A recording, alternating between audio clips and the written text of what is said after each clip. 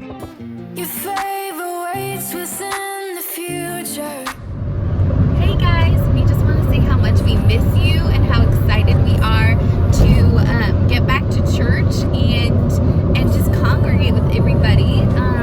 This week is going to be a little different with the video, but we wanted to say that we miss you guys and that we're excited to see you. And today's lesson is about the story of Joseph and how God makes everything work out for the good. So no matter where you're at today or how much you miss just normal life, God has a plan for everything. And remember that. All right, enjoy the video.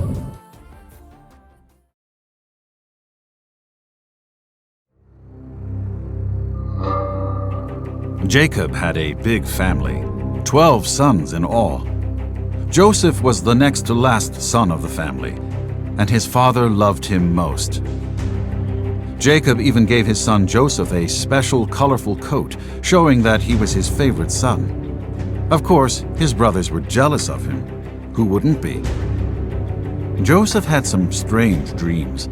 Once he dreamed that he was in the field with his brothers, binding up stacks of grain in the field. Everyone else's stack of grain bowed to his. Another time, he dreamed that the sun, moon, and 11 stars were all bowing down to him. When he told his brothers and father these dreams, they weren't too happy.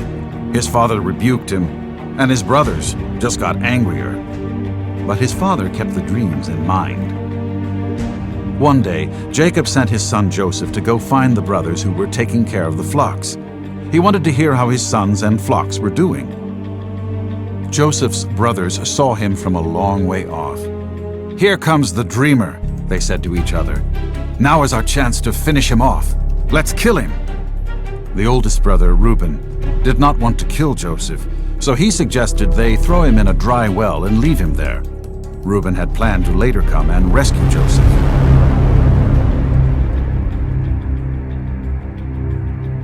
Before he could do that, some traders on their way to Egypt passed by, and his brothers decided to sell Joseph to them.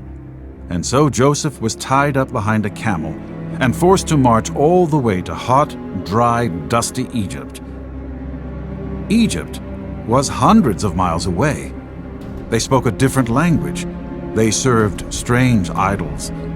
It was a strange new land, and Joseph would be separated from his family.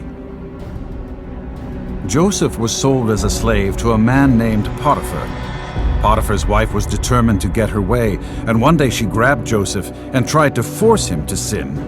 Still, Joseph resisted. He ran away from the scene, but Potiphar's wife had grabbed his coat. She was so angry that she lied about him to Potiphar. The accusation landed Joseph in jail. Not only had he been traded as a slave to Egypt, but now he had been thrown in jail for something he didn't even do. Even while he was in jail, Joseph stayed true to God. God had big plans for him. While he was in that Egyptian jail, he had a reputation for being wise and for telling the meaning of people's dreams. One day, Pharaoh, the ruler of Egypt, had bad dreams that perplexed him.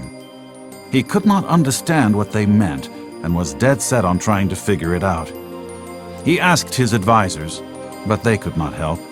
He asked his magicians, but even they could not explain the dreams. Then one of Pharaoh's servants remembered that Joseph was known for interpreting dreams. Joseph was brought from prison and taken to Pharaoh. Pharaoh told Joseph everything that happened in his strange and scary dream.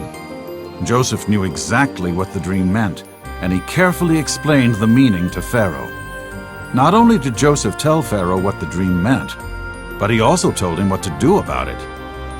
The land would experience famine in 7 years, and they needed to store up food to prepare.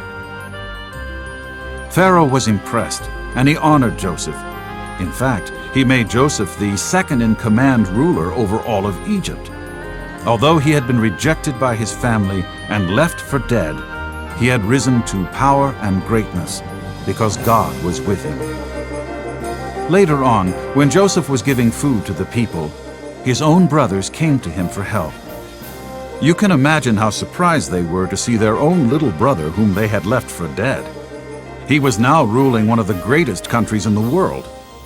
Joseph brought his whole family to live in Egypt. Even though things looked bad for Joseph, God turned it into good.